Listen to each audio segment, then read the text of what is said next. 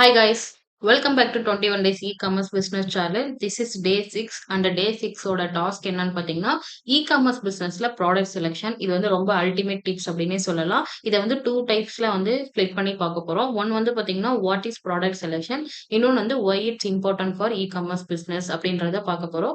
So real லைஃப்ல ஹியூமனுக்கு heart எப்படி ஒரு இம்பார்ட்டன்ட் ஆர்கனோ அந்த மாதிரி இ-காமர்ஸ் பிசினஸ்க்கு ப்ராடக்ட் செலெக்ஷன்ன்றது ஒரு வின்னிங் ஆஃப் பிசினஸ் அப்படின்னே சொல்லலாம். இன்கேஸ் ப்ராடக்ட் செலக்ட் பண்றதுல ஏதாவது தப்பு பண்ணிட்டீங்கன்னா, ஃபியூச்சர்ல அந்த பிசினஸே லாஸ் ஆன மாதிரியோ, நீங்க ஏதோ ஃபெயிலியர் ஆன மாதிரி உங்களுக்கு ஒரு தாட் ப்ராசஸ் வந்து வரும்.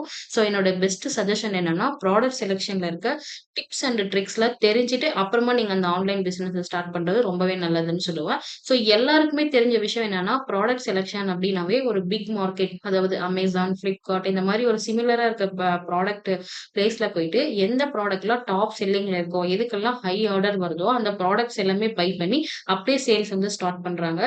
ஸோ இந்த மாதிரி ட்ரை பண்றது வந்து ப்ராடக்ட் செலக்ட் பண்றது கிடையாது. அந்த ப்ராடக்ட்டே காப்பி பண்றது. ஏன் அந்த மாதிரி சொல்றேன்னா, it's going to completely wrong.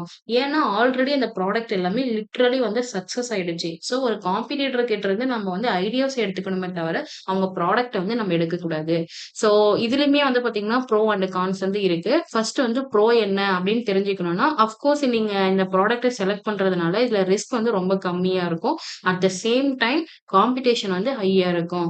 Next வந்து கான்ஸ் என்ன அப்படின்னு பார்த்தீங்கன்னா, ஃபார் எக்ஸாம்பிள் இப்ப நானே ஆன்லைன்ல ஒரு ப்ராடக்ட் வந்து வாங்க போறேன் அப்படின்னு சொன்னா, ஃபர்ஸ்ட் அந்த ப்ராடக்ட்டோட குவாலிட்டி, கெப்பாசிட்டி, அதோட ஐடியல் யூசஸ் எல்லாமே பார்த்துட்டு வாங்கலாம்னு டிசைட் பண்ணிட்டேன்னா, next I'm going to check for reviews and photos. So இதுதான் வந்து கான்செப்ட்டே. இப்ப நீங்க ஒரு பிகினரா இருக்கும்போது, நீங்க ஹை காம்படிஷன் இருக்க ப்ராடக்ட்ட சூஸ் பண்ணிட்டீங்கன்னா, உங்களுக்கு வந்து ரேட்டிங்ஸ் இருக்காது, ரிவ்யூஸ் இருக்காது. ஸோ அப்ப கஸ்டமர் என்ன பண்ணுவாங்க? எதுல ரேட்டிங்ஸ், ரிவ்யூ இருக்கோ அந்த ப்ராடக்ட்ட தான் பை பண்ணிட்டு போவாங்க. ஸோ அதுதான் சொல்ல வரேன். நீங்க வந்து ப்ராடக்ட்ல இன்வெஸ்ட் பண்ண அமௌண்ட் வந்து சீக்கிரமா உங்களால வந்து எடுக்க முடியாது. ஸோ இதுல தான் வந்து பார்த்தீங்கன்னா கான்செப்ட்டே இருக்கு. அத நல்லா புரிஞ்சுக்கோங்க. நீங்க ஒரு ப்ராடக்ட்ட ஆன்லைன்ல சேல் பண்ண போறீங்க அப்படின்னு சொன்னா, மெயின் வந்து யூஎஸ்பி, அதாவது யூனிக் செல்லிங் பாயிண்ட் அப்படின்னு சொல்லுவாங்க. உங்க ப்ராடக்ட்ட மத்த காம்படிட்டர் எல்லாம் தாண்டி பீப்பிள் ஏன் வாங்கணும் அப்படின்றத நீங்க ரொம்ப ஸ்ட்ராங்கான ரீசன் வந்து வச்சிருக்கணும். நெக்ஸ்ட் வந்து ஒய் அப்படின்னு ஒரு கொஸ்டின் வந்து பீப்பிள் வந்து கேட்பாங்க. அதாவது நான் மத்த காம்படிட்டர விட ஏன் உங்க ப்ராடக்ட்ட வந்து நான் சூஸ் பண்ணணும்னு கேட்கும்போது, this is the reason, this is the unique selling point அப்படின்னு சொல்லிட்டு ரொம்ப கான்ஃபிடென்ட்டாவே நீங்க சொல்லணும். அந்த அளவுக்கு உங்க பிராண்டோட ஸ்டோரி வந்து இருக்கணும். ஃபார் எக்ஸாம்பிள், நீங்க உங்க ப்ராடக்ட்ட ஷோ ஆஃப் பண்ற இமேஜா இருக்கட்டும், இல்ல நீங்க அந்த ப்ராடக்ட்ட கொடுத்த கீவேர்ட்ஸா இருக்கட்டும். ஸோ இதுதான் வந்து உங்க பிராண்டோட ஸ்டோரி அப்படின்னு. நீங்க என்ன ப்ராடக்ட்ட விக்கணும்ன்றதுக்கு ஒரு கேட்டகரி இருக்கு. சீசனல் ப்ராடக்ட்னா என்ன? எவர்கிரீன் ப்ராடக்ட்னா என்ன? இது 2த்துக்கு இருக்கிற டிஃபரன்ஸ வந்து நீங்க தெரிஞ்சுக்கணும். இந்த வேர்ல்ட் ஆஃப் இ-காமர்ஸ்ல எல்லா ப்ராடக்ட்டும் ஒரே மாரி வந்து பிஹேவ் வந்து இருக்காது. ஸோ ஒரு ப்ராடக்ட்டோட பேசிக் ஃபண்டமெண்டல்ஸ் ஆஃப் பிரின்சிபல் என்னன்னா, அந்த ப்ராடக்ட்டோட டிமாண்ட் அதோட பேட்டர்ன்ஸ் வந்து நீங்க ஃபர்ஸ்ட் வந்து அண்டர்ஸ்டாண்ட் பண்ணிக்கணும். இப்ப எவர்கிரீன் ப்ராடக்ட் அப்டின்னா என்னன்னா, இயர் ஃபுல்லா கன்சிஸ்டன்ட்டா டிமாண்ட் இருக்கும் இந்த ப்ராடக்ட்க்கு. For example kitchen gadgets, phone accessories, note books. So இது எல்லாமே வந்து பார்த்தீங்கன்னா, பீப்பிள் வந்து திங்க் பண்ணுவாங்க. அட் எனி டைம் நீட் இருந்துச்சுன்னா.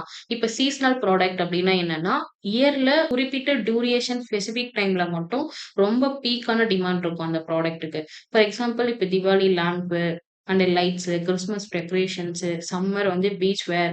ஸோ இது எல்லாமே வந்து பார்த்தீங்கன்னா, ஒரு ஷார்ட் டைம்ல ரொம்ப ஸ்பைக்கா இருக்கும். ஸோ இது எல்லாமே வந்து திஸ் இஸ் கிரேட் தான். ஸோ கன்க்ளூஷன் என்ன அப்படின்னு பார்த்தீங்கன்னா, நீங்க ஒரு ஸ்டெடியான இன்கம் வேணும் அப்படின்னு சொன்னீங்கன்னா, எவர்கிரீன் ப்ராடக்ட் வந்து சூஸ் பண்ணுங்க. உங்க சேல்ஸ் வந்து பூஸ்ட் அப் பண்றதுக்காக சீசனல் ப்ராடக்ட் வந்து சூஸ் பண்ணுங்கன்னு சொல்றேன். ஸோ ஃபைனலா உங்களுக்கு வந்து ஒரு ஐடியா கிடைச்சிருக்கும்னு நினைக்கிறேன். எப்படி ப்ராடக்ட்ட வந்து சூஸ் பண்றது அப்படின்னு சொல்லிட்டு. இந்த மாதிரி யூஸ்ஃபுல்லான டிப்ஸ் அண்ட் ட்ரிக்ஸ்லாம் இந்த 21 டேஸ்ல நானும் உங்க கூட வந்து ஷேர் பண்ண போறேன். ஸோ கன்டினியூஸா வீடியோஸ் பார்த்து சப்போர்ட் பண்ணுங்க. By. See you tomorrow for day 7.